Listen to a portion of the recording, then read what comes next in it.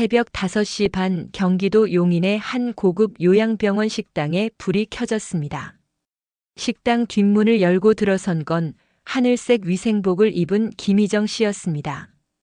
회색빛 단화를 신고 천천히 발을 옮기는 그녀의 손엔 낡은 고무장갑과 청소용 수세미가 들려 있었습니다. 오늘도 식판 150개를 정리하고 조리대 아래 구석진 바닥을 닦아내야 했죠. 76세 사람들은 그녀를 이름 대신 할머니 혹은 조리보조 이모님이라 불렀습니다. 그 누구도 그녀가 예전엔 어떤 삶을 살았는지 묻지 않았습니다. 그녀 역시 자신의 이야기를 꺼내본 적이 없었습니다. 아무도 듣고 싶어 하지 않을 거라는 걸 너무 오래전에 알았기 때문이었습니다. 식당 안조리장은 부지런히 냄비를 닦으며 목소리를 높였습니다. 김이모, 아까 국자 어디 뒀어요? 국 끓이기 전에 미리 가져와야지. 김희정은 아무 말 없이 작은 수레를 끌고 국자 보관함 앞에 섰습니다. 죄송합니다. 지금 바로 드릴게요. 그러나 조리장의 얼굴에는 짜증이 그대로 남아 있었습니다. 잠시 뒤 아침 식사 배식 시간이 되자 복도마다 환자들의 휠체어와 보호자들이 북적였습니다. 그 사이를 조용히 지나가던 한 명의 젊은 간호조무사가 눈을 멈췄습니다. 그녀의 이름은 민서.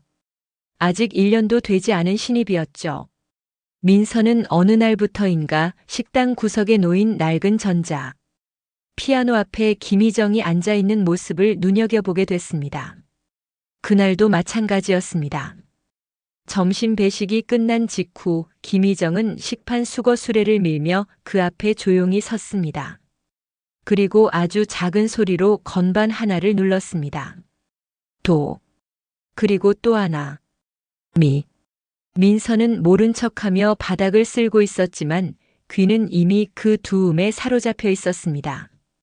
잠시 후 김희정은 다시 수레를 밀며 주방으로 돌아갔습니다. 그 손끝엔 아무 변화도 없었지만 민서는 이상하게 가슴이 콕 찔리는 기분이 들었습니다. 다음 날 민서는 조심스레 김희정에게 말을 걸었습니다. 할머니, 저 그 전자 피아노 치시는 거 봤어요. 혹시 예전에 배우셨어요? 김희정은 살짝 미소를 지으며 고개를 저었습니다. 배운 적은 없어요. 그냥 손이 기억을 좀 하나 봐요. 그녀의 말은 단순했지만 어딘가 숨겨진 결이 느껴졌습니다. 마치 오래된 멜로디처럼 흐릿하지만 지워지지 않은 선율 같았습니다. 식당 한쪽 벽에는 병원 50주년 기념식 포스터가 붙어 있었습니다. 다가오는 행사 음악으로 함께합니다. 포스터 속에 적힌 문구를 지나치며 김희정은 잠시 멈춰 섰습니다. 하지만 곧 아무 일도 없었다는 듯 수레를 밀고 나갔습니다. 그녀는 알고 있었습니다. 이 병원에서 자신의 이름은 조리복 뒤편 작은 명찰뿐이라는 것을. 그날 밤 김희정은 자그마한 월세방 책상 서랍을 열었습니다. 그 속에는 노란 빛이 바랜 악보 하나가 조심스레 접혀 있었습니다. 그녀는 악보를 꺼내 천천히 펼쳤습니다. 그리고 아주 작게 중얼거렸습니다. 내 손이 아직도 이걸 기억하네요. 요양병원의 하루는 늘 비슷했습니다. 아침 6시에 기상벨이 울리고 6시 반에는 식판이 뿌려졌으며 7시부터는 병동마다 약을 나누고 회진이 돌았습니다. 그 속에서 김희정은 항상 조용히 움직였습니다. 말수는 적고 표정은 무심했지만 손놀림 하나하나는 정갈했습니다. 뜨거운 국물을 쏟지 않게 조심하고 환자들 앞에 놓이는 수저 방향도 일정했죠. 사람들은 말했습니다. 저 이모님 은근 꼼꼼하셔. 하지만 그뿐이었습니다. 그 누구도 그녀를 더 들여다보려 하지 않았습니다. 민서는 그런 김희정이 신경 쓰이기 시작했습니다. 처음에는 단순한 호기심이었지만 점점 이상한 이끌림이 생겼습니다. 식사 시간 이후 늘 피아노 앞에 멈춰 서는 그녀의 뒷모습은 어딘지 모르게 그 자리에 어울리지 않는 기품이 느껴졌기 때문입니다. 어느 날 민서는 조심스레 말을 걸었습니다. 할머니, 제가 음대 출신이라 그런지 건반 눌러보시는 거 자꾸 보이더라고요. 김희정은 그 말을 듣고도 고개만 숙였습니다. 혹시 피아노 치셨던 적 있으세요? 그제야 김희정은 잠시 고개를 들고 웃었습니다. 배운 적은 있지요. 오래 전 일이지만요. 목소리는 작았지만 민서는 그 속에 단단한 무언가를 느꼈습니다. 그러던 어느 날 병원 게시판에 새 공지가 붙었습니다. 병원 창립 50주년 기념 행사 안내. 행사 당일엔 해외 연주자 초청 공연이 진행된다는 문구가 가장 눈에 띄었죠. 민서는 그 포스터를 보다 문득 생각했습니다. 저 무대에 저분이 서면 어떨까? 그러나 이내 머리를 저었습니다. 무슨 생각이람. 누구도 그런 기회를 그녀에게 줄 리 없다고 그렇게 스스로도 단념했기 때문입니다. 하지만 운명은 늘 예고 없이 방향을 틀었습니다. 기획팀에서 행사 담당자 박 팀장이 조리장과 식당 직원들을 대상으로 회의를 열었습니다. 식당 정리 시간 절대 지연 안 됩니다. 외부 귀빈들이 참석하니까요. 행사장은 로비 쪽, 피아노 무대는 예약됐습니다. 아, 그리고 통역사 예산이 잘려서 그건 내부 해결 봐야 해요. 그 말에 직원들은 웅성이었습니다. 민서는 그날 저녁 김희정이 피아노 앞에 다시 선 걸 보았습니다. 그녀는 이번엔 건반을 두드리지 않았습니다. 다만 두 눈을 감은 채 손끝만 조용히 허공에서 움직였습니다. 마치 자신만의 음표를 그리듯이 말입니다. 그 모습을 보며 민서는 확신했습니다. 그 손은 기억하고 있다는 걸요. 그녀가 누구였든 그건 더 이상 중요하지 않았습니다. 지금 이 순간 그 피아노 앞에 선 사람이야말로 이 병원에 가장 어울리는 연주자라고 느껴졌기 때문이었습니다. 그리고 민서는 마음을 굳혔습니다. 어떻게든 무대에 그녀를 세워야 한다고요. 행사 전날 요양병원은 어딘지 모르게 들떠 있었습니다. 복도마다 포스터가 붙고 로비에는 금색 천이 덮인 무대가 세워졌으며 각 병동 직원들은 행사 리허설로 분주했습니다. 조리장도 평소보다 더 까칠한 말투로 식단 준비에 열을 올렸습니다. 국은 평소보다 더 맑게, 반찬은 보기 좋게 담으라고 소리쳤고 김희정은 그 모든 지시에 묵묵히 따랐습니다. 하지만 민서의 마음은 편치 않았습니다. 외부 연주자가 취소됐다고요? 그녀는 복도에서 기획팀 박 팀장과 마주친 간호사 동료의 말을 듣고 깜짝 놀랐습니다. 네. 미국 쪽에서 항공편 문제로 일정이 틀어졌대요. 어쩌겠어요. 그냥 음악 순서 빼야죠. 박 팀장은 짜증이 섞인 얼굴로 그렇게 말하고는 바쁘게 지나갔습니다. 민서는 한참 동안 복도에 서 있었습니다. 그러다 고개를 돌려 로비 끝 피아노를 바라보았습니다. 그리고 자신도 모르게 다시 식당으로 향했습니다.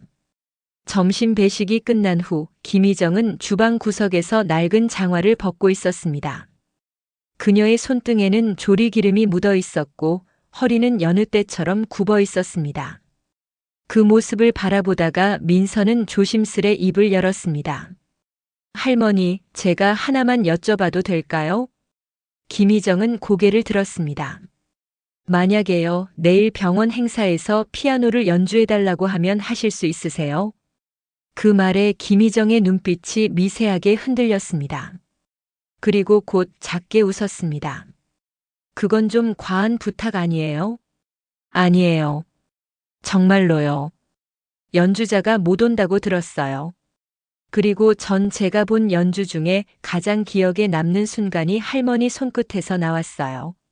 민서의 말에 김희정은 잠시 아무 말이 없었습니다. 그녀는 이불처럼 덮여있던 옛 감정을 들어 올리려는 듯 숨을 깊이 들이쉬었습니다. 오래전 일이에요. 손이 다 굳었고 머리도 예전 같지 않아요. 그래도요. 지금 그 자리에 저분이 아니라면 누가 대신할 수 있겠어요? 민서의 말은 담백했지만 간절했습니다. 그녀의 눈엔 어린 아이처럼 맑은 믿음이 담겨 있었고 김희정은 그 시선을 피하지 못했습니다. 그날 밤 김희정은 자신의 방에 돌아가 조용히 서랍을 열었습니다. 그 속에는 누렇게 바랜 악보 한 장과 오래전 연주회 초대장이 함께 들어 있었습니다. 베를린 시립 콘서트홀. 김희정 귀국 기념 리사이틀. 그 글자를 천천히 어루만지던 그녀는 그 옆에 놓인 오래된 사진 한 장을 꺼냈습니다. 흑백 사진 속 단발머리의 젊은 김희정은 반듯한 연미복을 입고 피아노 앞에 앉아 있었습니다. 두 눈엔 빛이 가득했고 어딘가를 바라보는 눈망울에는 확신이 있었습니다. 그 확신이 언제 어디서 꺾였는지는 아무도 몰랐지만 적어도 지금 이 순간 민서의 눈빛만큼은 그 시절 자신을 닮아 있다는 생각이 들었습니다. 그녀는 조용히 악보를 펼쳤습니다. 그리고 아무도 없는 작은 원룸에서 피아노 없는 연습을 시작했습니다. 양손을 허공에 올리고 눈을 감은 채 건반 하나 없이 그녀는 과거의 감각을 다시 불러내고 있었던 것입니다. 그 손은 피아노를 기억하고 있었으니까요. 행사 당일 아침 요양병원 로비는 평소와는 다른 공기로 가득했습니다. 직원들은 검정 정장이나 단정한 유니폼을 입고 바삐 움직였고 환자 보호자들은 로비 양옆으로 줄지어 섰습니다. 천으로 덮은 간이 무대 위에는 작은 전자 피아노가 하나 덩그러니 놓여 있었습니다. 해외 연주자가 불참하게 되면서 병원 측은 음악 순서를 삭제하려 했지만 민서는 끝까지 버텼습니다. 그냥 피아노라도 틀자고요? 그게 무슨 연주예요? 병원 50주년이라면서요. 기획팀 박 팀장은 그녀를 무시하려다 민서의 고집에 결국 마이크를 넘겼습니다. 그리고 마침내 로비의 조명이 서서히 밝아졌습니다. 그 순간 식당 뒤편 문이 열리고 김희정이 모습을 드러냈습니다. 오늘 그녀는 위생모도 앞치마도 입지 않았습니다. 하얀 블라우스와 검정 치마, 단정한 구두, 눈에 익은 청소복 대신 단 한 사람의 연주자로서 무대에 오르기 위해 준비된 차림이었죠. 로비에 있던 사람들의 시선이 일제히 쏠렸습니다. 저분 식판 나르시던 이모님 아냐? 무슨 일이야? 왜 무대에 올라가? 웅성거림 속에서 김희정은 단상 위로 걸어 올라갔습니다. 한 걸음 한 걸음. 그 발걸음은 떨리면서도 굳건했고 조명을 받아 은은하게 빛나는 흰 머리는 고요한 무게를 품고 있었습니다. 마이크 앞에 선 그녀는 짧게 인사했습니다. 안녕하세요. 저는 이 병원에서 조리보조로 일하고 있는 김희정입니다. 잠깐의 정적. 오늘 예정된 연주자가 부득이 오지 못해 대신 피아노를 들려드리게 되었습니다. 부족한 솜씨지만 마음을 담겠습니다. 그녀는 더 이상의 설명도 변명도 하지 않았습니다. 그리고 의자에 앉아 두 손을 무릎 위에 조용히 올렸습니다. 민서는 그 장면을 지켜보며 숨을 삼켰습니다. 정말 저분이 할 수 있을까? 그 믿음과 불안이 뒤섞인 순간 김희정의 손이 건반 위에 닿았습니다. 첫 음이 울렸습니다. 바흐의 아리오소. 그 소리는 작았지만 단단했고 첫 한마디만으로도 병원 전체를 조용하게 만들었습니다. 간호사들도 보호자들도 그리고 박 팀장조차도 말없이 그녀를 바라봤습니다. 누군가는 그녀의 손끝이 느려 보인다고 말할 수도 있었습니다. 하지만 그 느림 속엔 시간과 상처 그리고 무대에 대한 그리움이 담겨 있었죠. 그녀의 연주는 과거에서 이어진 편지가 한 한 종이 위에 적히는 것 같았습니다. 마치 나는 아직 여기에 있어요 라고 조용히 그러나 단호히 말하는 듯 했습니다. 무대 아래에서 민서는 손끝을 꽉 쥐었습니다. 그토록 많은 사람들이 지나쳤던 손, 수세미를 쥐고 국자를 나르던 그 손이 지금은 사람들의 숨소리마저 멈추게 만들고 있었으니까요. 그 누구보다 무대에 서고 싶었던 사람. 그 마음은 단 한 번도 꺾이지 않았다는 걸 이제야 모두가 알게 되었습니다. 바흐의 아리오소. 김희정의 손끝에서 피어난 첫 음은 누구도 예상하지 못했던 울림이었습니다. 전자 피아노의 소리가 유난히 맑게 로비 전체를 타고 퍼졌고 그 순간 식당도 병동도 복도도 마치 시간을 잃은 것처럼 조용해졌습니다. 피아노 건반을 누르는 그녀의 손은 결코 빠르지 않았습니다. 늙고 굳은 마디가 하나하나 건반 위를 짚어가듯 내려앉았습니다. 하지만 그 안엔 흐트러짐이 없었습니다. 쓸쓸함과 절제 그리고 살아온 인생의 온도가 오롯이 묻어 있었습니다. 간호사 서진은 그 자리에 멈춰 섰습니다. 국 약통을 들고 있던 손이 파르르 떨렸습니다.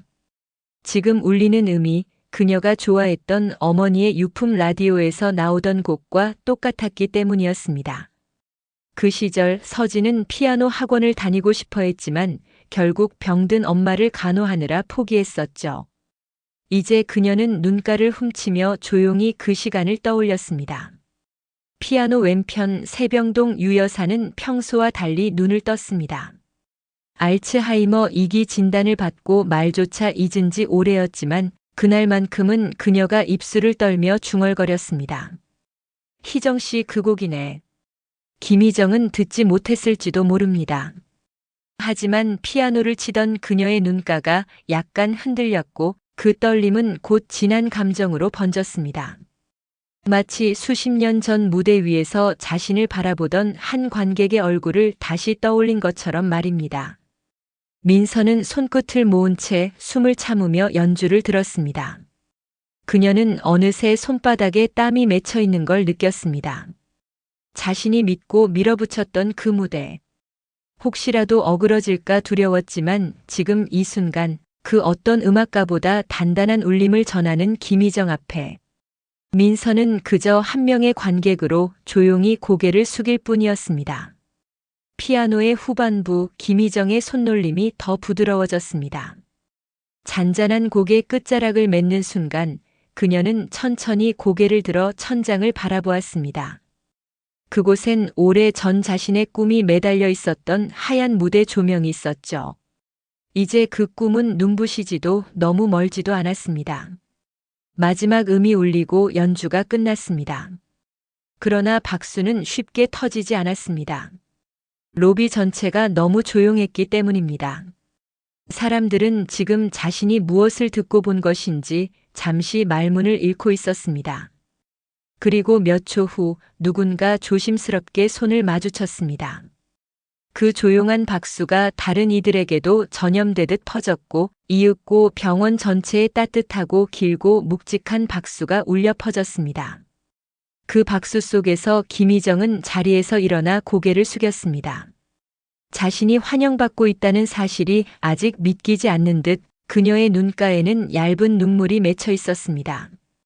이제 더는 숨지 않아도 된다는 걸, 그 누구도 그녀의 이야기를 의심하지 않는다는 걸, 그녀는 그날 그 무대 위에서 처음으로 실감했습니다. 무대를 내려올 때 민서는 누구보다 먼저 그녀에게 달려왔습니다. 말없이 두 손을 맞잡고 고개를 숙였습니다. 선생님 정말 너무 아름다웠어요. 그 말에 김희정은 미소를 지었습니다. 그 미소는 다시 꿈을 꿀 수 있는 사람의 것이었습니다. 행사 이후 병원에는 이상한 변화가 일기 시작했습니다. 그 변화는 겉으로 보기엔 아주 미세했지만 느끼는 사람에겐 분명한 울림이 있었지요. 조용하던 조리실 안 조리장마저 김희정을 부를 때 예전처럼 짜증 섞인 목소리를 내지 않았습니다. 김이모, 오늘 반찬 배식은 좀 더 천천히 해요. 노인분들 오늘따라 입맛이 없으신 것 같아요. 그 한마디에 김희정은 잠시 멈칫했지만 이내 웃으며 고개를 끄덕였습니다. 네, 알겠습니다.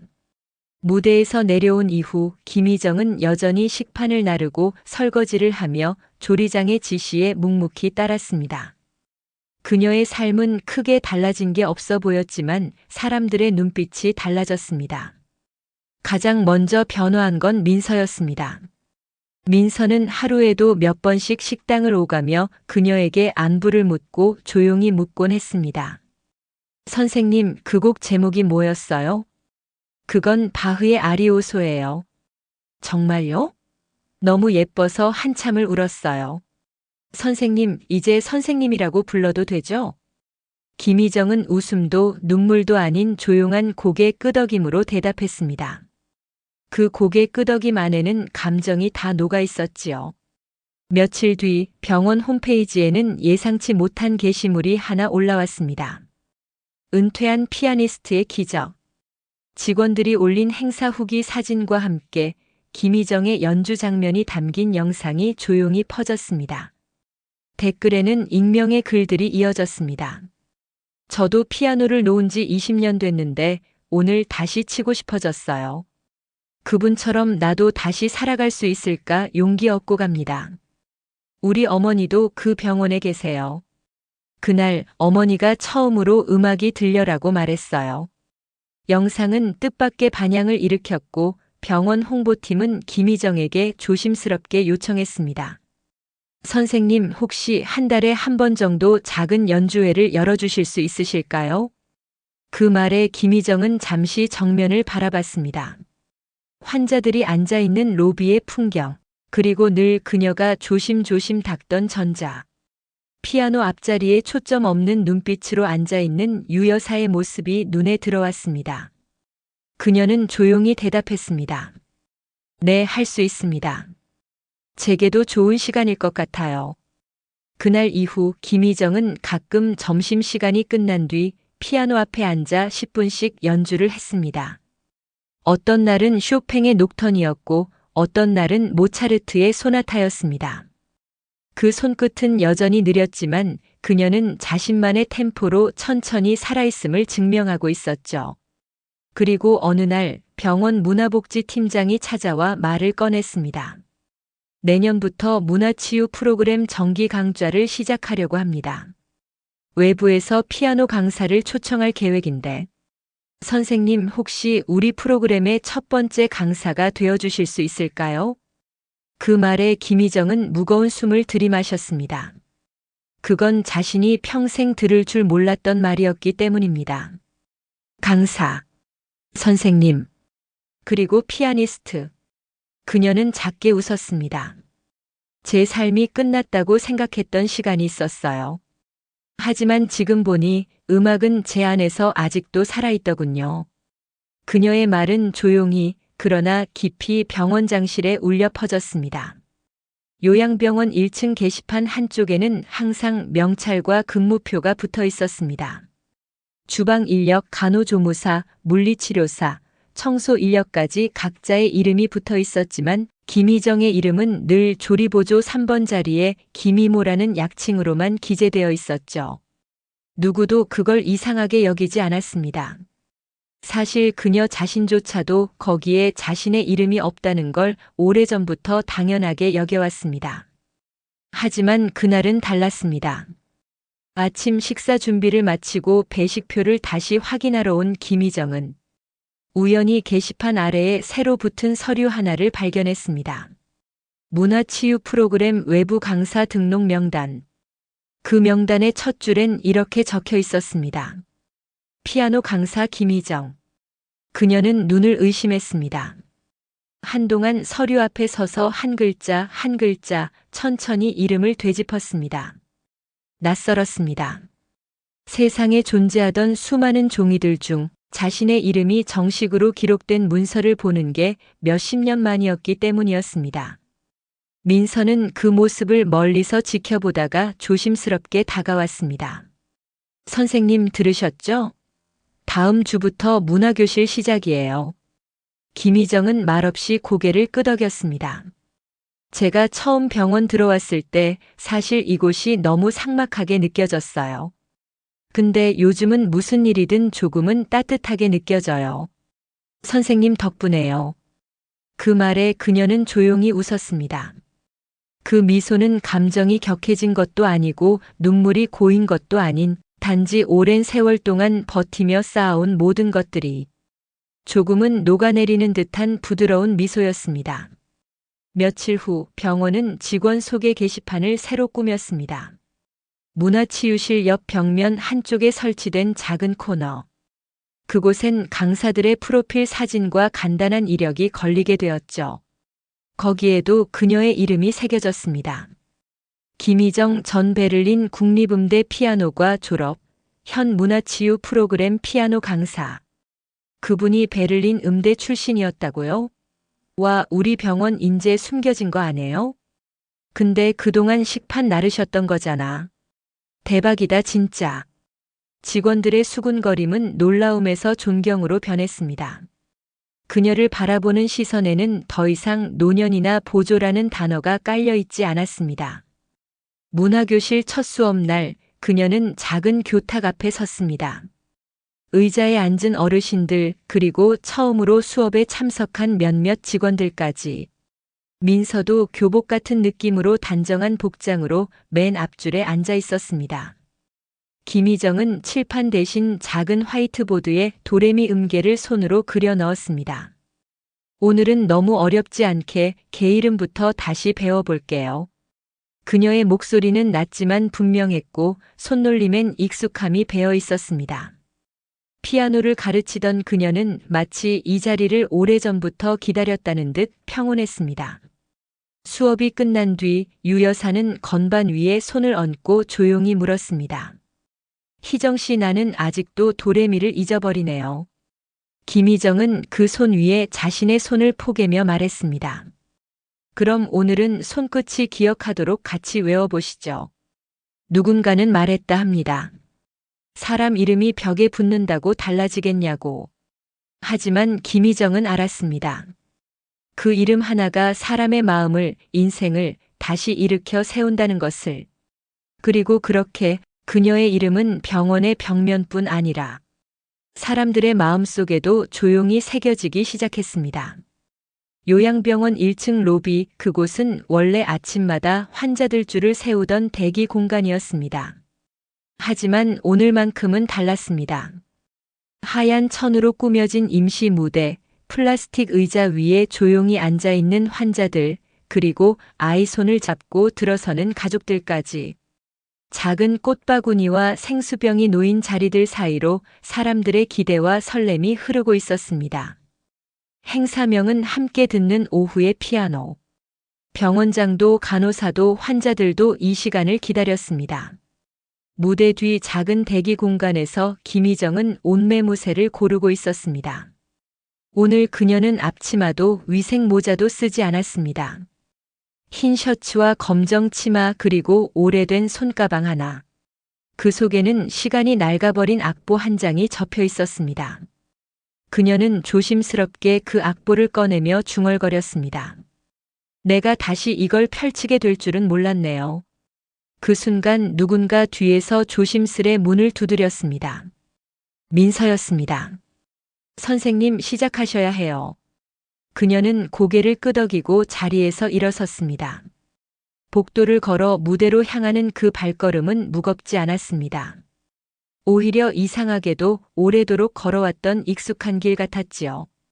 무대 위로 천천히 오르는 그녀를 사람들은 숨죽이며 바라봤습니다. 어르신 한 분이 속삭이듯 말했습니다. 어디서 많이 본 분인데 식당에서 일하시던 그분 아뇨? 김희정은 무대 한가운데에 선 채 마이크를 잡았습니다. 목소리는 작지만 단단했습니다. 저는 이 병원에서 식판을 나르던 조리보조원이었습니다. 하지만 오늘은 다시 피아노를 치는 사람으로 서보려 합니다. 제가 잠시 들려드릴 이야기는 음악으로 충분하겠지요. 그녀는 말없이 의자에 앉아 손을 풀었습니다. 악보는 굳이 펴지 않았습니다. 그녀의 손이 건반 위에 닿는 순간 햇살이 로비 유리창을 타고 천천히 그녀의 어깨에 내려앉았습니다. 첫 음은 조용했지만 깊었습니다. 바흐의 아리오소. 처음으로 음악을 만났던 14살의 자신이 떠오르는 곡이었죠. 음악이 흐르는 동안 병원장 김원장은 눈을 감았습니다. 수많은 행사 기획에서 단 한 번도 이런 울림은 경험해 본 적 없었기 때문입니다. 간호사 서진은 코끝을 훔쳤고 환자 보호자들은 가만히 손을 모았습니다. 그 중에는 유 여사의 손을 꼭 잡고 함께 눈을 감은 민서의 모습도 있었습니다. 연주가 끝나자 사람들은 잠시 움직이지 못했습니다. 그 고요함은 박수보다 더 큰 울림이었죠. 무대 아래 한 중년 남성이 자리에서 일어났습니다. 그는 조용히 김희정 앞으로 다가가 말했습니다. 선생님, 저는 경기도 교육청 문화예술사업 담당 이재훈입니다. 혹시 저희 음악학교에서 아이들을 가르쳐 주실 수 있으시겠습니까? 김희정은 놀란 눈으로 그를 바라보다 이내 조용히 웃었습니다. 그 미소는 오랜 세월을 건너온 용기의 얼굴이었습니다. 물론이지요. 음악은 다시 시작되니까요. 그녀는 다시 무대를 내려왔습니다. 오늘은 식판이 아닌 악보를 들고, 그리고 조용히 피아니스트 김희정으로 첫걸음을 내디뎠습니다.